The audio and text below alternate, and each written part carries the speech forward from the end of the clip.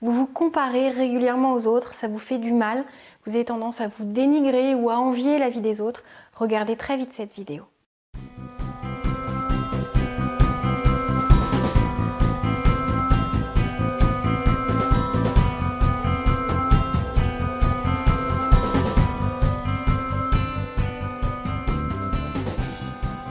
Bonjour à tous, c'est Valérie Sauvage du site challengeyourself.fr. Je suis coach de vie.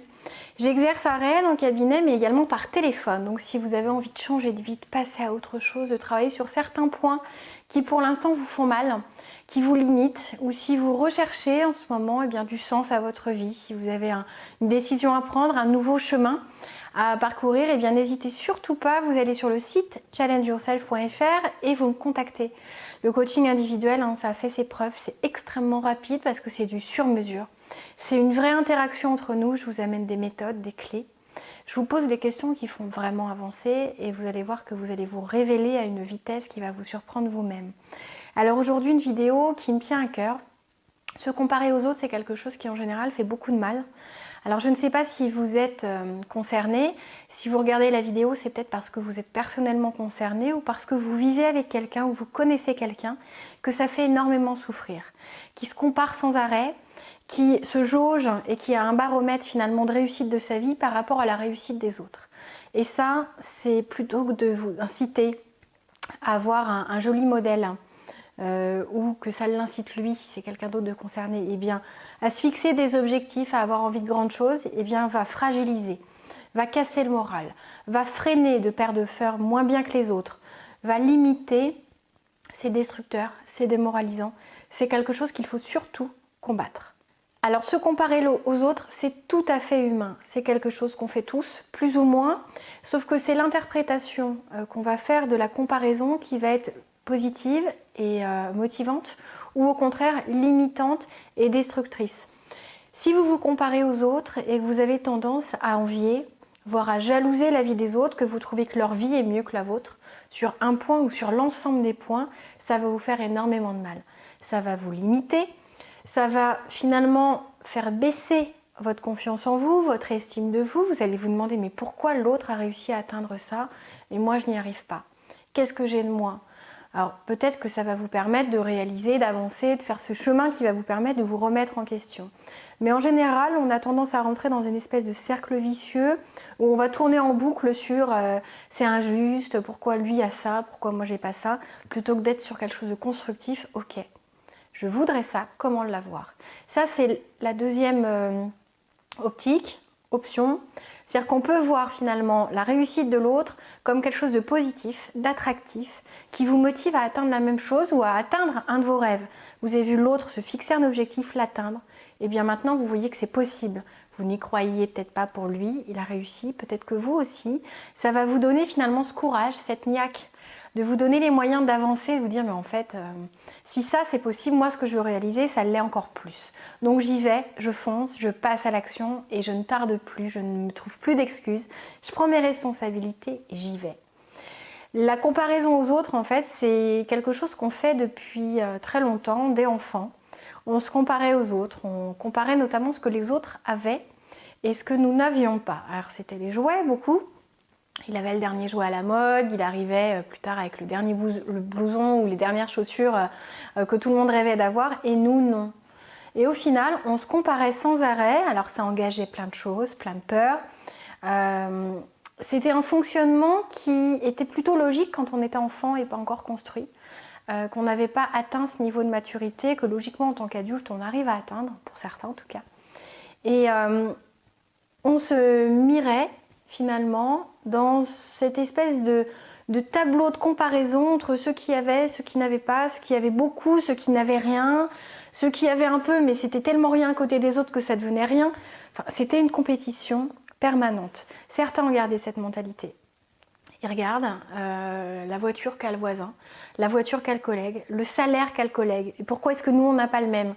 Alors la discussion entre les hommes et les femmes, entre il arrive avec telle ancienneté, donc il est tout de suite promu alors que nous, on s'est battu pour. Ça, c'est quelque chose qui est destructeur. Clairement, ça ne fait pas avancer dans la vie. Posez-vous plutôt des questions. Comment faire pour obtenir la même chose si c'est vraiment quelque chose qui vous tente, qui vous fait plaisir? Il faut que ça soit une motivation pour des bonnes raisons. faut pas chercher à avoir la même chose parce qu'il l'a, mais plutôt à avoir quelque chose dont on a envie à titre personnel. Et pas parce que quelqu'un nous a dit ça serait bien que tu aies ça serait normal que tu aies ça, donc il faut que tu demandes, et là tu auras. Si c'est finalement pas très important pour vous, ça sert à rien de se battre. On se bat sans arrêt pour tout dans la vie. On essaie de s'affirmer, on veut oser, on veut être aussi fort que les autres, on veut être plus fort que les autres, on veut être meilleur, on veut avoir plus, on veut être plus.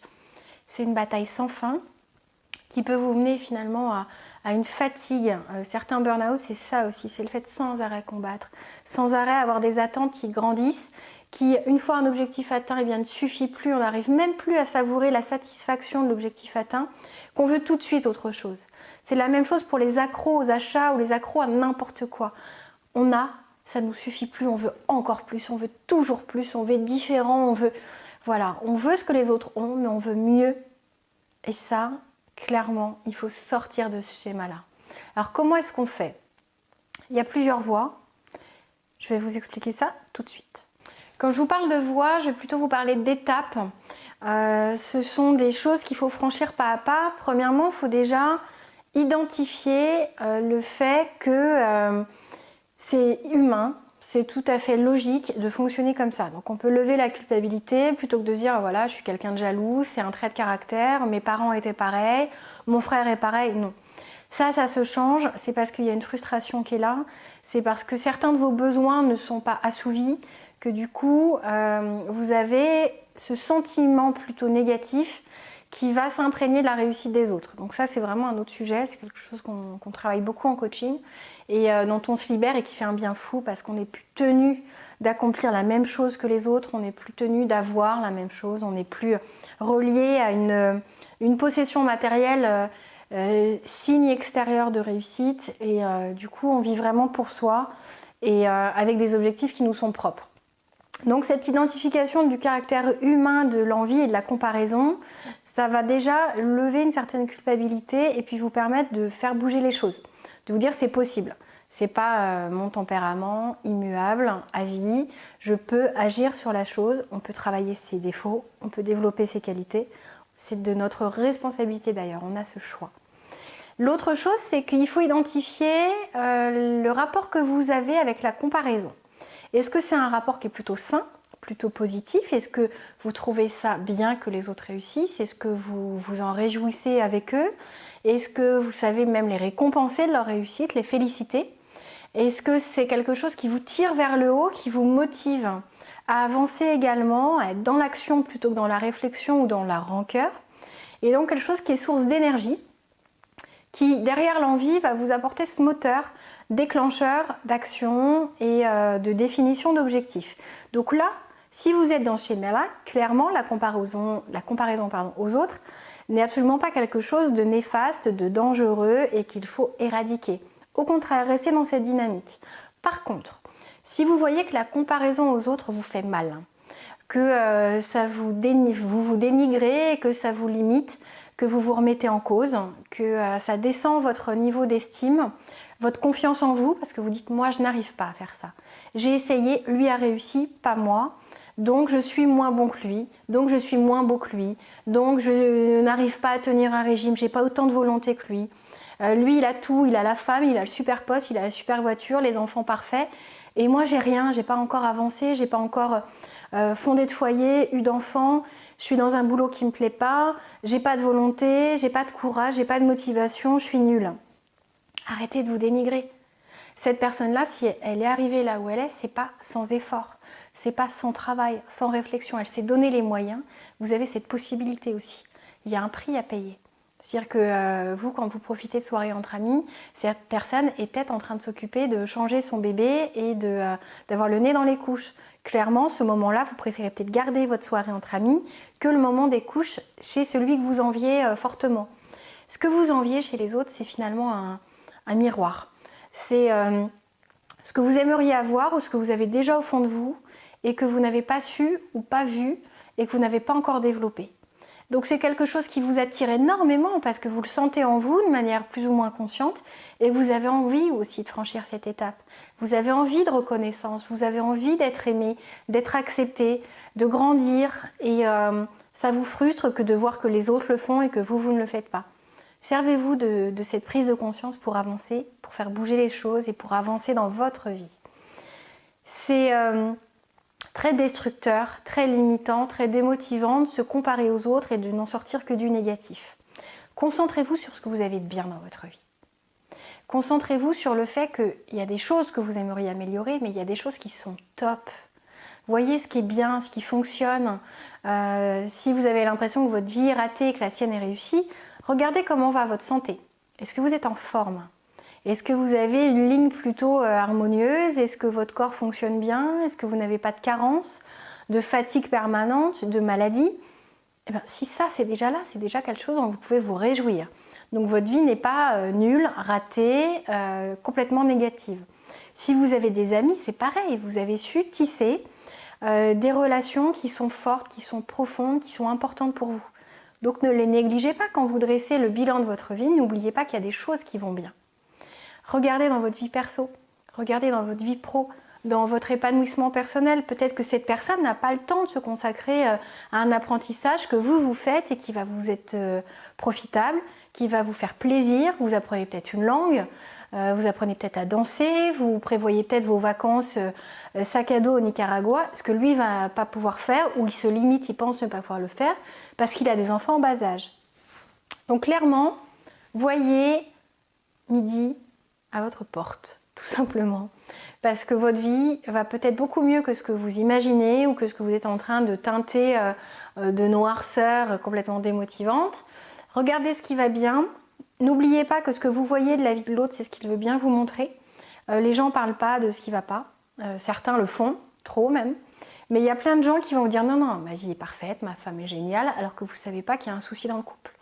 Les enfants, il y a peut-être un problème à l'école qui mine le couple, qui inquiète la personne que vous enviez, et cette personne-là, elle aimerait votre liberté d'esprit et ne pas avoir cette responsabilité d'une famille à charge.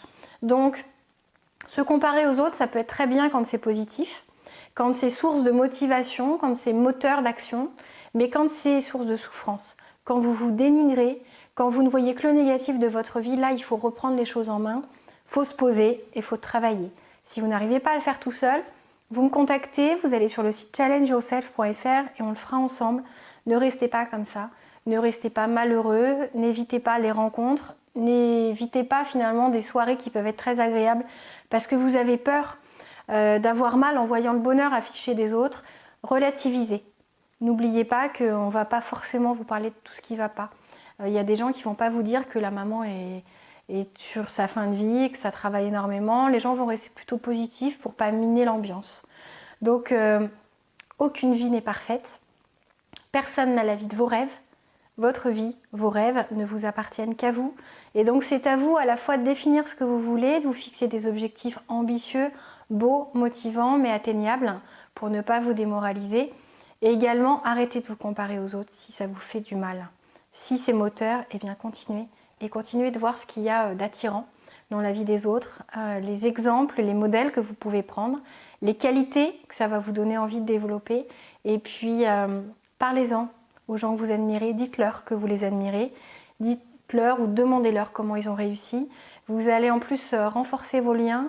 Ces personnes-là vont trouver ça vraiment agréable. Peut-être qu'elles vont vous dire « mais attends, tout n'est pas rose, j'ai connu pas mal de déceptions avant d'y arriver » et ça va vous permettre d'affronter avec plus d'objectivité ce qui va vous arriver derrière. Si vous ne réussissez pas du premier coup, vous vous rappellerez de son exemple et vous direz bah, « lui non plus ».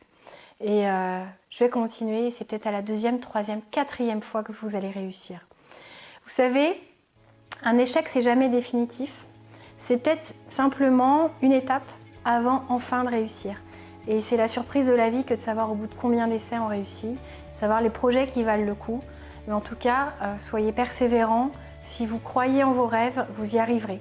C'était Valérie Sauvage du site challengeyourself.fr et surtout, mettez un petit j'aime si vous avez aimé cette vidéo, partagez-la et abonnez-vous pour ne rien manquer si vous aimez ces conseils, ces astuces et puis ces réflexions qui peuvent vous amener à certains changements de vie vraiment intéressants. À très bientôt.